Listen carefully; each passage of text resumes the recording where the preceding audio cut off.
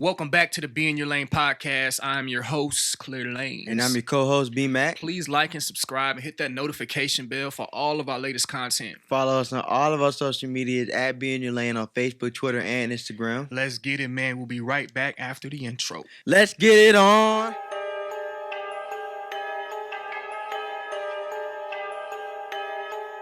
Yeah. God told me ain't nobody harder. Dame time in the bubble, we ballin'. 20 years in, Vince Carter. 6th man of the year, we ballin'. 6th man of the year, don't start 'em.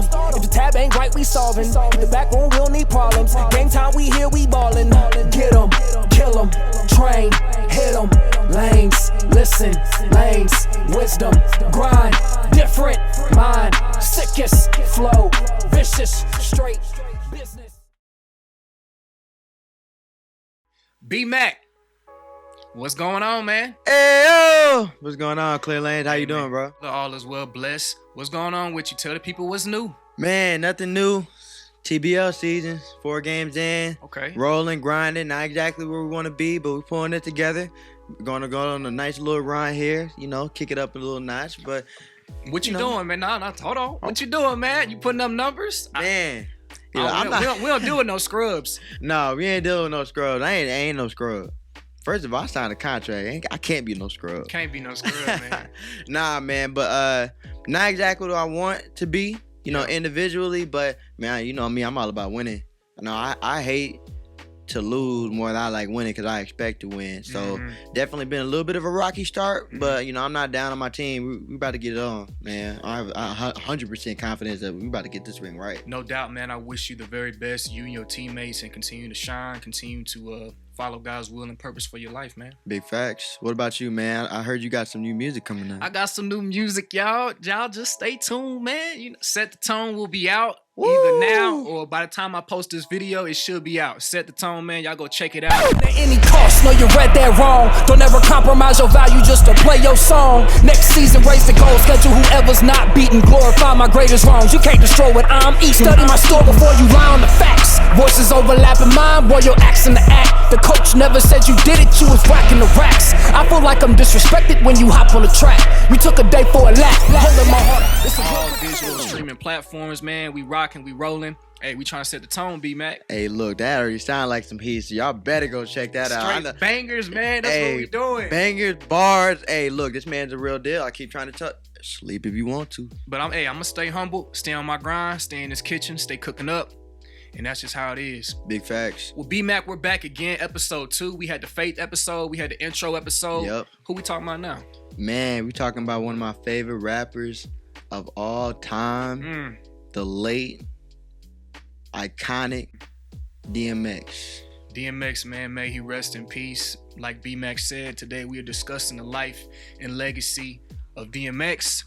So, without further ado, what does DMX mean to you, man? Man, DMX was a host of inspiration. His faith, his continual persistence to become a better man, a better person, and, striving to always get better at his craft as well. I mean, the man was just so talented. Listening to his interviews, listening to his music, reading his story, you sense all the loss and pain and hurt and all the different things that he went through, but he persevered, came out on the other side and became a man of God.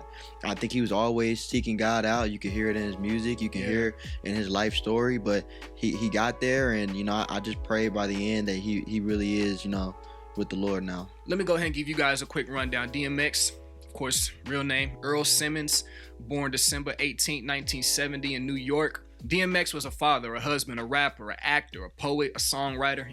He had a rough childhood, dealt with a lot of physical and emotional abuse. He lived on the streets and group homes, but that didn't stop his grind. He started his rap career in the early 90s. By the late 90s, early 2000s, became an international known artist, household name. DMX had a lot of accomplishments, y'all. He sold over 30 million records worldwide. Woo! 30 million records worldwide. 30 mil!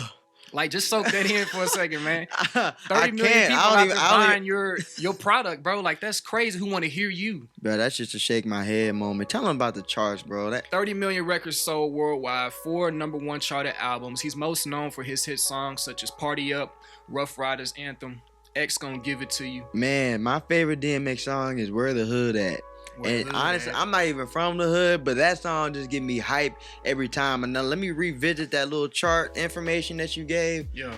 This man was the first rapper to have 4 albums enter the charts at number 1. Crazy. Not enter at 5 and get to 1. Not enter at 6. No, he entered at number 1. I said, that's some big dog stuff. DMX was a 3-time Grammy-nominated artist. DMX will go down as a hip-hop icon and legend in the music industry. Personal, DMX was a family man. He was a God-fearing man who was an inspiration to his people and community, a person who transformed and turned his life around after suffering years of addiction, mental abuse, and other strongholds. By following God, DMX has now recently passed away April 9th, 2021 at the young age of 50.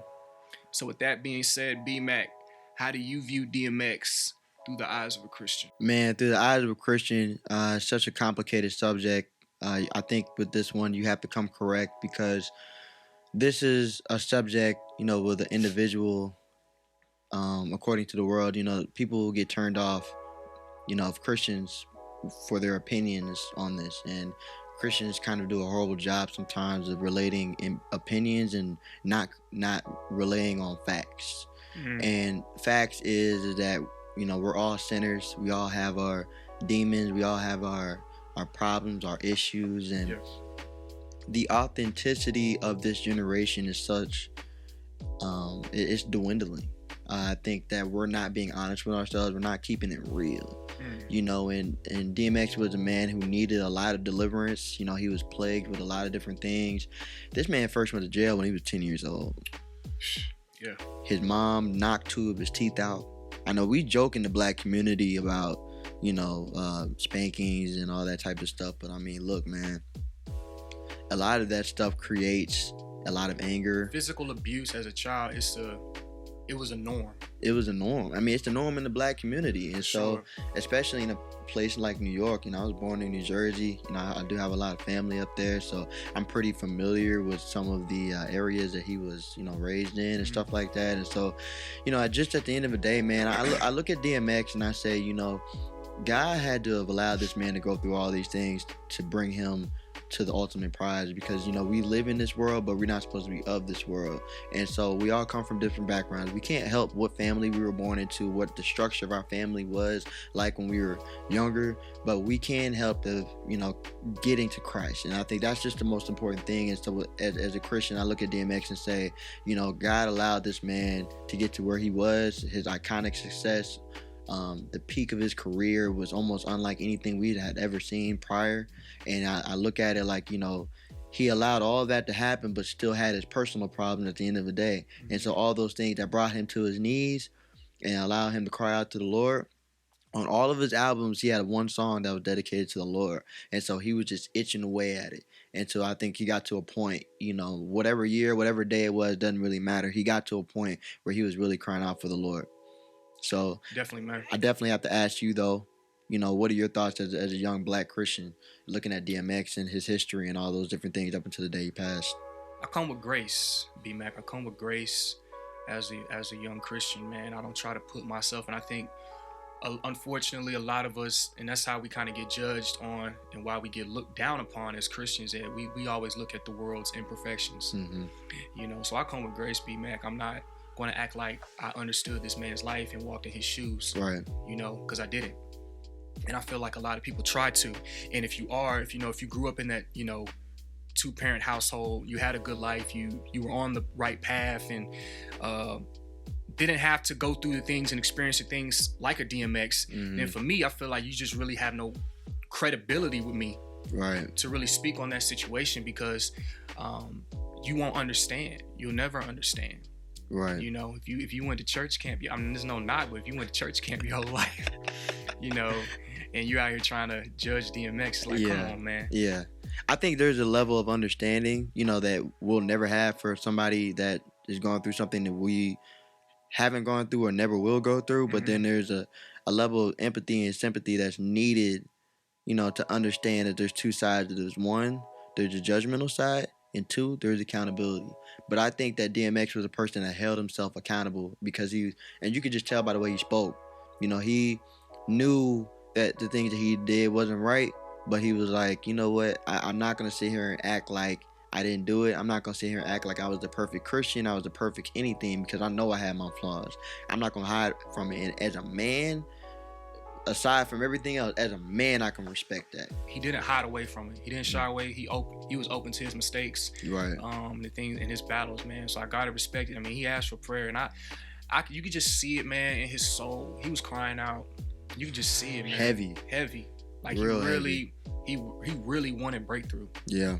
You know, and a lot of people, they out here capping, acting like they want it when they don't, you know. Hey, we got a lot of big capping in this. Oh boy, I keep saying generation, but I really just I'm not even gonna say generation. I'm gonna say the world. We have a lot of big cap going on right now, and so, you know, the image of a real man is kind of being distorted right now, and I really, you know, not even just a real man, you know, as a Christian man too, because the authenticity as I related to, you know, we don't have a lot of that. We have this kind of like this image, and a lot of that has to do with social media. Like, we all got it going on, and DMX was like, bro, yeah, we got to understand that everybody's walk with Christ is different. Facts. And I think that's just like the biggest thing. We have this false image out there, this religious spirit out there saying, oh, it should be this way and this way only.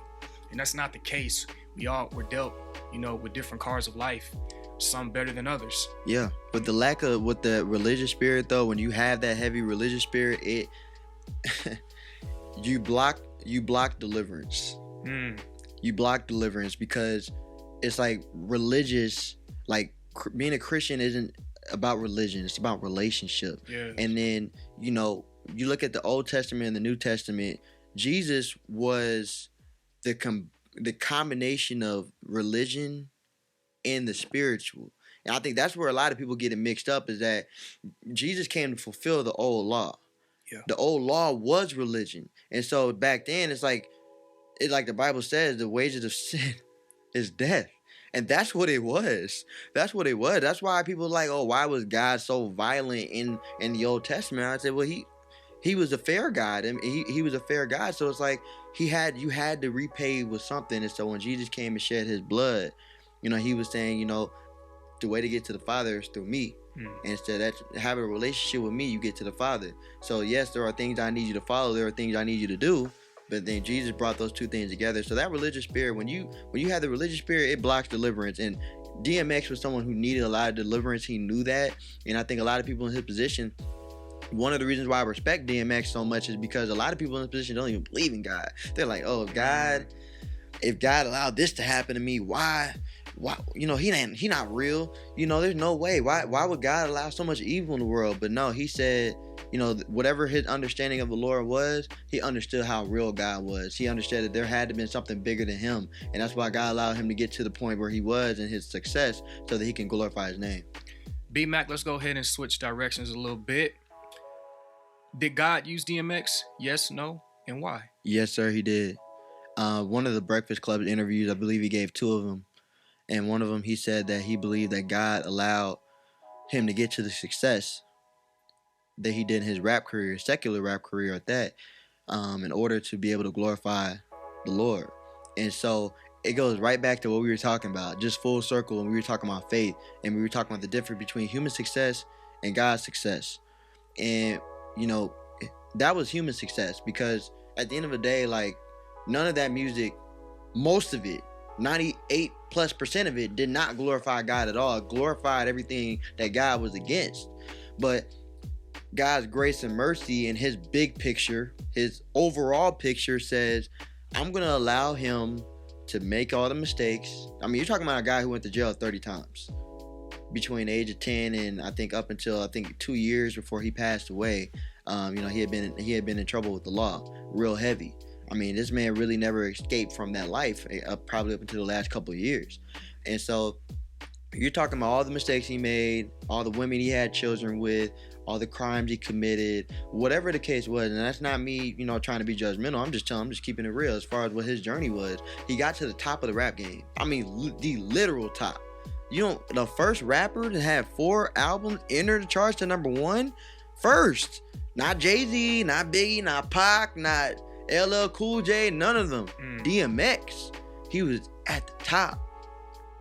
And he got to the point where he said, the Lord, I need you. he said, God, I've had all this success, but I'm not fulfilled. And so God allowed him to get to that success in order. This man hosting Bible study on Instagram Live. What other secular rapper do you know doing that? You know, people, the crazy thing is that people respect the rappers that they talk about the secular stuff, and then when they talk about God, it's like, oh, he talked about God. It's like, nah, DMX, he went full throttle. Like, hey, give yourself to Christ. And you have to respect that. You got to respect the man. Look, DMX was a man of conviction, and he stood on his beliefs real heavy. I have to ask you, you know, I've known you for years, and I know your perspective on different things like that. And, you know, both of us, you know, we keep it real. We don't sugarcoat nothing as far as, you know, understanding, you know, how God works. Do you think that God used DMX? I believe he did, B-Mac, because I don't put limitations on God. Right. I feel a lot of people in the church are just believers, period, man. We put a cap on God, thinking that, oh, look at him. There's no way God could use him. Even though the word says clearly not to lean on our own understanding. Man. Read. I mean, like, look at it. Clearly says don't lean on our own understanding. Yet we still continue, even in the situation that we know God about to do something, but it's like he'll blow our minds. Yeah. Like, and I just don't understand why. I mean, continue what you were saying though. We can't put limitations on God. We got to understand that just because you can't connect with the certain message or approach, that it can't be used for others. Yep. And I say that to say, you know, there's pastors out there that can't reach the people that DMX was able to reach. You need your DMXs, you need your Joel Osteens. You got to, man. You know, because those people, let's just say hypothetically, like a lot of people aren't going into the church to hear these guys. They need somebody like DMX to be able to preach to them. Yeah. Because they understand that struggle. They connect with that pain. Street preaching. Exactly, man. You know, so however you want to dice it, however you want to look at it, just, you know, leave it to God and trust that at the end of the day, that what the devil meant for evil, God meant for good. Yeah. And I think that's DMX's life, because it was definitely a war. His whole life, it was a war. It was a pull. That's an understatement. Yeah, it is, man. It's an understatement, man. You know, so yeah, man. Again, I just say, you know, understand that everybody's ministry is different. Again, and that God, don't put a cap on God. So I will say again, yes, God did use DMX. Man, I definitely have to agree with you. And like I said, you know, I think far too many people look at success. They look at success in the worldly, human way. And, you know, a lot of us are going after the things that, you know, are not a part of our calling. And I think DMX is one of those situations. Like, I think he used his gifts for the wrong thing to get to the right thing. And I don't even think that was any fault of his own. Wow. I just believe. Can you say that again? That was tough. That was tough, B-Man. That was tough, wasn't it? That was that was tough. Hey, yo, let me get back on that rewind. Again. DMX used his gifts for the wrong thing to get to the right thing. That's cold. Go on, man. Real talk. That's just real, bro. But he got to the right thing. I think that's the most important part. Like, the flaws, the jail stints, the everything. You could name it. But this man, like I said, he got to the peak. A lot of us don't even get to no peak. We don't even get to a peak. Nah, we don't. I mean, that just speaks to me the anointing that was on his life. And I just appreciate the fact that he, no matter how many times that he failed, I mean, you want to talk about how to, you know, represent Christ the right way as a sinful man, right? Every time he fell down, man, he just got right back up. He kept fighting, man. Yeah. I mean, no matter how many times, he never allowed the enemy just to keep him in that gutter. Yeah. He always got back up. No matter how many times he failed, he kept fighting. He kept chasing God. He cried out to God, you know, his whole life, I feel. You can always check the anointing and on someone. I think that's why God really blessed him, you know, to have these things of the world, is because he saw, you can't look at the action sometimes. You just got to go straight to the spirit. You got to go straight to the heart. Right. And just see, you know? Yeah. And then I always go back to the verse, Ephesians 6:12. Our battles are not against the flesh and blood, but against the evil principalities, spirits of the world, etc., etc. You know, not probably word for word, but you got to look at it. You can always check the anointing on someone's life, but a lot of times, even what they've gone through in their childhood, you know, going all the way from me, I went through a lot of stuff in my childhood. You know, I know a lot of people who are famous, who are, you know, glorifying the Lord, who went through a lot of stuff in their childhood. This man DMX had someone lace his blunt with crack cocaine. I mean, just think about that for a sec. Yeah, it's wild, man. Like It's wild. how ignorant do you have to be? And then I go back to, the Christians out there or the people just in general trying to judge DMX, saying, oh, he's in hell or he's in heaven, whatever, man. It's like, bro, it's like you just don't know. Only God knows. Big facts. And you can't stop trying to put yourself in his shoes like you know. You don't know. So that's why you gotta come with grace and just step back and let God be God and judge that man accordingly. And he's a fair God, and there's so many things that we don't know. I think it's a lot of media perception. I think it's like, well, you did all this stuff, so how can God forgive you? Prodigal son. Yeah. You run back to God no matter what. Run back to the Father. I don't have any kids. I know you don't have any kids, but I know that we're sons. And how many times in our lives where we jacked up and we had to go run back because we was like, you know what, Dad, I need help. And so I think that's what DMX didn't grow up with a father figure. And like you said, people who grow up in 2-parent homes, you can't relate to that. I can't relate to that. But, for me, looking at it like DMX is like, he knew his real father in heaven, and he continued to run back to God every time. B-Mac, let's go ahead and switch directions, man. Yeah. Let's play a little devil's advocate a little bit, because you got those out here who go on, say this and that. Yeah. Because you got people out there saying that, oh, well, he wasn't a pure, clean vessel, right? Or he didn't fully surrender because his music, didn't reflect that fully. Like his catalog was mainly, secular. Mm-hmm. Here's the tricky part, because the music that he did put out, he can't take that back. And so there's some people that got stuck on that, and they revered him, and they he had a platform and people listened to him. So it's just like, I don't know how many people you can imagine with their blood is on his hands. It's just so many different factors. But as far as good or harm, I think it's all good. Because God's will is good. Like you said, God's will is undefeated. So at the end of the day, I'm looking at this like, you know what? If you had paused at a moment in his life during his rap career and said that was it, you could definitely say more harm, without a doubt. His influence, the things that he did, the jail stints, the criminal activity, whatever the case is. But I think, God allowed this man to live long enough to where we saw, the transformation into the man of God that he ended up being. Mm-hmm. And so that right there, if I could plead with anybody to understand, like, the most important part of all this is that part. I mean, what secular rapper do you know is hosting Bible study on Instagram Live? This man gave a sermon. Yeah. This man was a deacon in the church. I mean, like, he was all these things, and even while he was still messing up. But this religious spirit that we're encountering in these times, they won't allow people to see past those flaws. Facts, man, facts. And so I definitely have to ask you, what are your thoughts on that specific? I think he did do more good than bad. Because again, we have to understand, man, as Christians, we can't hold on. We have to come with grace.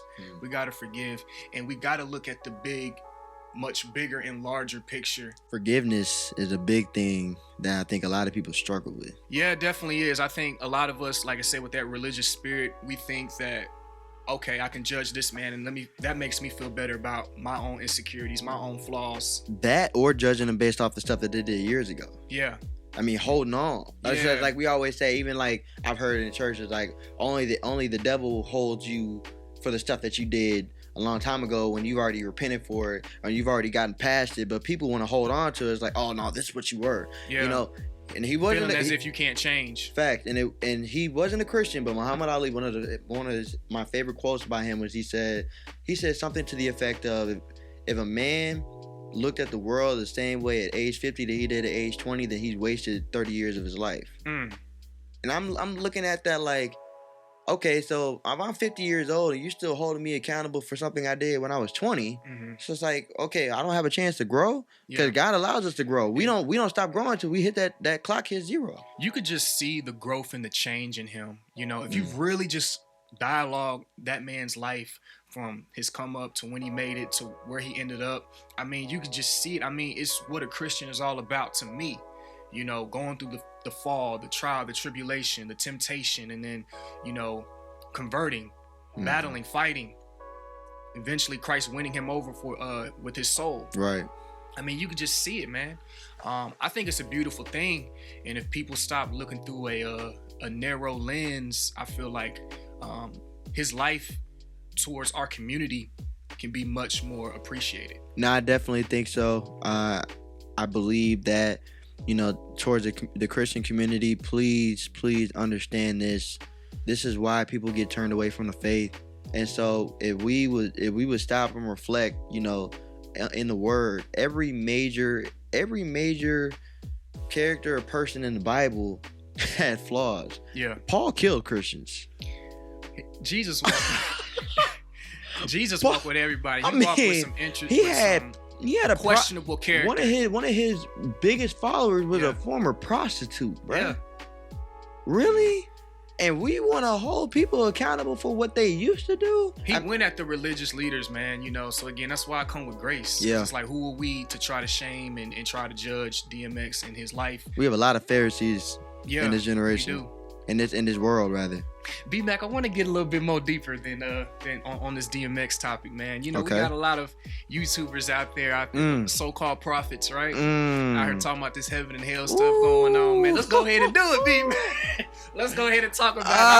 I got some words for them. Let's go ahead and do it, man. Man, what you think about all that stuff? Saying he's here, he's there, and it's a lot. Every time it's so played out now. Every time a celebrity dies, I saw a vision of this guy in heaven or in hell. What's your thought on that? You know, I think you have to test the spirit by the spirit. So, you know, definitely if you want to understand where these visions are coming from, you know, I think you definitely want to pray and ask God about them. And if he answers you, he does. If he doesn't, he doesn't, you know. And, you know, we live in a generation, like the word said, in the last days. You know, I'm not going to get into what the last days entail, but, you know, one of them is false prophets. And so if you really want me to give like a word, I'm gonna say whack. All of them are just a few. A lot of them are whack to me. I think a lot of them are doing it for clout. Oh boy, what? Yeah. Clout, like, man. It's a lot of clout chasing going on with the spiritual stuff. And again, it's that religious stuff, because it's like, oh, he's wrong, she's wrong. It's like, dang, I don't know who to believe. Look, I think go to God. Go to God, and I think even in that, you got to revert back to the word. And so, and now this is where the ignorance comes in. We're all ignorant. We don't know what was going on in the last days of his life. We don't know what his relationship with God was. You know, the way he died, you know, it's unfortunate. You know, I'm still waiting for the details as far as like his autopsy, and like they said it was an overdose that turned into a heart attack. So, you know, my question is, whatever he was on, like, did he put that above God? You know what I'm saying? Like, did that addiction, did that stronghold keep him from really achieving the basis of putting the Lord first? You know, sometimes we put other things first before God without even knowing it, consciously, and that's why there's no gray area. You can't be on the fence, you can't be here, you can't be there, and so that's why it's just so big to repent. And so I really wonder, B-Mac. I really wonder, you know, in the days that he was in a coma. Yeah.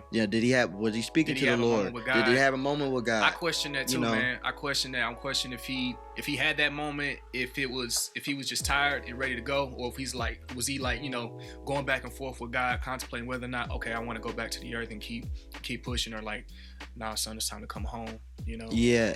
It's hard to get to heaven, y'all. It's hard to get to heaven. Narrow man. is the path to heaven, wide is the gate to hell. Let's just put it like that. So, you know, I gotta also say this, you know, one of the things that's kind of pressed my way into being such a hard, you know, and really a really big, you know, believer in the Lord, you know, study near-death experiences. Does that bring you fear, B-Mac, when you know those discussions are brought to YouTube or any other platform for us to view? Do they scare you in a way, spiritually, emotionally, like, or you just take it, you know, whatever? Yes.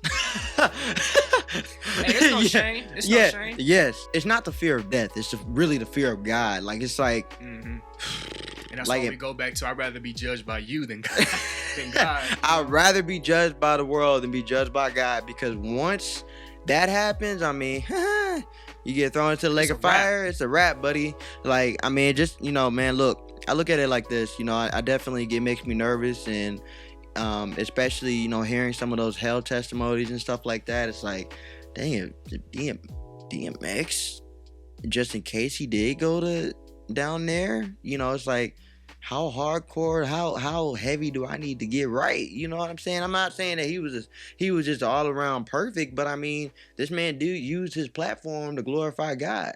So if someone like that, but then like I said, it brings me back to, I'm saying, you don't know what was going on in his personal life. So it's so hard. But near-death experiences, though, they've had 2 million case studies, and over 80% of them, people have came back and said that they either described Jesus or they have described a figure that was like Jesus, didn't know who he was. You know, it's funny, man. Like, a lot of people don't even believe, you know, this type of talk that we're having right now. They like, man, these boys is crazy. Boy, they just don't believe, you know? Yeah. They're so stuck in the now. Yeah. You know? And using this platform to really talk about our faith, and that's one of those things when we were first starting this podcast out, and glory to the Lord for giving you, you know, the vision and talking to you about what we should talk about first, which was faith. You know, I really wanted to make sure that we use this platform to glorify God, to talk about the Lord, but we, you know, keeping it real from all different aspects. And I said, you know, it goes back to what I said earlier about DMX, is that, you know, we don't know how many people he led down the wrong path. You know, the blood on their hands, you know. So anybody listening to this podcast, anybody listening to the sound of my voice, I want you to get fed. You know, I want you to be fed with the right things. And so when I leave this earth, I don't want to be responsible for someone going the opposite way. You know, and so that's where I look at it, and I say, yes, it does scare me. I'm not going to sit here and say whether I believe he made it to heaven or hell. My best hope is that he made it to heaven, because God doesn't take pleasure in people going the opposite way. He doesn't, man. The life and legacy of DMX, guys. Shout out to DMX. May he rest in peace. We come with all respect and love to his family, to his friends and supporters. We come with nothing but love and peace, man. Great man. We felt like he left a lot here on this earth for us to cherish. Yeah. So B-Mac, as we close, man, is there any final thoughts, man, as we recap? Man, any shout outs? I know you like that. First of all, shout out to my team, Louisville Leopards. You know, you guys are I'm wearing my team sweatsuit or whatnot. I just wanted to represent them on this. But as far as, you know, rest in peace, DMX. Rest in peace, man. You know, we come with all love, a lot of prayer for his family, for his close friends, his people. You know, have hope. You know, the things that he gave you guys while he was here, hold on to him. You know, for all his kids and his children, know that, you know, yeah, your father was not a perfect man, but I know he would strive all of you to be a believer in Christ, and that he wants you guys to live a blessed life, and that any generational curses that didn't die with him, I just pray that it dies with you, and so you guys can be prosperous, and that human success of reaching it to the top of fame and money doesn't matter if you lose your soul. And so at the end of the day, you know, make sure that you really keep the Lord close with you, because I know that's what your father would have wanted. As far as the influence he's had on my life, you know, I got to go back. You know, I do want to end on a little funny story here. You know, his real name is Earl Simmons, and so when I was a walk-on at the University of Houston, right, when I tried out for the team back in 2016, when I went to the tryout, Coach Kelvin Sampson, he gave me a nickname. And my first nickname was Mighty Mouse. And so it was kind of funny. I was like, he really just called me Mighty Mouse? Which I believe it was Damon Stoudemire nickname. But anyway, so when I made the team and I got to the first practice, we were all standing on a baseline about to run some suicides. Or run, looked like we were about to run. I didn't know what was going on. And so he looked at me and he said, "Get to the baseline, little." You know, I can't really repeat what he said, but so I got to the baseline. He's like, "You look like Earl Boykins." And I'm looking at him like, what? Why he say that? For the height? For the height, yeah. I'm only 5'9" on a good day, you know. But he said, "Oh, you know all the short jokes and stuff." So he's like, "You remind me, or you look like Earl Boykins." I'm like, "I don't look like no Earl Boykins." Like, what? So from then on, they call me Earl. Lil Earl, whenever I'm around the University of Houston basketball program, is Earl. And so I wasn't on the team for that long, but even to this day, I still have great relationships with those people that call me Earl. So I try to finesse my way into them calling me, like, I didn't want to be Earl Boykins, and that's no disrespect to Earl Boykins at all. 5'5", made it to the NBA. That's incredible. Mm-hmm. I wanted, just wanted a little bit. The way it kind of came like as an insult. I was like, yeah, I tried to say like Earl Monroe, Earl the Pearl, for y'all basketball fans that don't know, legend in the 70s, 60s as well. But I like Earl Simmons. I like Earl Simmons. So Earl, definitely, like I said, rest in peace to DMX, also known as Earl Simmons. You know, we definitely love you. We love you as a Christian. We love you for the way that you glorified our Lord and Savior Jesus Christ, and we wish nothing but love and respect for his family. And for me, man, just obviously I piggyback everything you just said as a believer, but from an artist standpoint, man, I mean, just the energy that you brought, you know, just the attitude, the soul, the spirit, man, just the confidence that you had, man, on stage. I mean, this dude performed under like 400,000. I mean, I just can't. Like, there's a clip going around him performing in front of that sea of people, man. It's just crazy. It looked like the whole world was there. Looked like the whole world, man. Like, that thing is just going and going and going. I'm like, dang. And just for one man, DMX. One man. I mean, just talk about the power and just the boost and the adrenaline that you get, man, just being able to have that moment. I mean, dude, he lived his life. He got to live, man. He lived his life. One of the things I have to say, you know, is that also this man had a lot of genuine relationships. I mean, if you go look at social media and all the DMX story, you know, after somebody passes away, you heard him about Kobe, you heard him about Nipsey, you know, all this different stuff. I'm like, all the genuine stories that are coming from just random, regular, everyday people, it's just like, this man really had a great heart. He had a really, really big heart, a good heart, and, you know, he reached a lot of people on a genuine level, and that's why I say I respect him as a man. And so, but like, the fact that he reached that level of fame and still be as humble as he was, I mean, and still had that confidence and that bravado that he brought to the mic every single time. I can't even imagine what type of inspiration he gives you, Clearlanes. I just love that one song. It's been running through my mind the whole episode. Is Party Up, man. I just go back to that Like Mike movie, man. Just Facts. When they was in the car, and that was the first time I heard that song. That was back in what, 2002? I forgot about that Like Mike scene. Man, that's facts. Like, I don't know, like, that's just, when I think of DMX, that's the song that comes to my mind. That's what I connect with most, man. And it's definitely, it's sad that he's gone, but I definitely cherish and appreciate. He was an inspiration to me, man. He had a way of infusing confidence in you. Like, you could be feeling like you're lowest, and it's just like, you know, one song that just came to my mind was X Gonna Give It To You. Yeah. You know, like, I'm saying, you know what I'm saying? Like, you just felt like, it's like, ooh, like, I'm trying to. I'm just trying to whatever you did. Like, I like me on the court. I'm like, oh, I'm about to kill somebody today. Like, you gonna get these buckets now. Like, X got me rocking. You know what I'm saying? If you're not getting amped up listening to DMX, something wrong with you. Something wrong with you, man. But something wrong with you. Yeah, real talk. Well, B-Mac, man, another phenomenal episode, the life and legacy of DMX. B-Mac, where can they find us at, man? Man, you can find us at Be In Your Lane on Facebook, Twitter, and Instagram. Yeah. Follow me on all of my personal pages, Instagram, Twitter, and Snapchat at King McElvey, KingMcelvy. It will be in the description. Clearlanes. Clearlanes, man. CLEARLANES. That's it, man. Hey,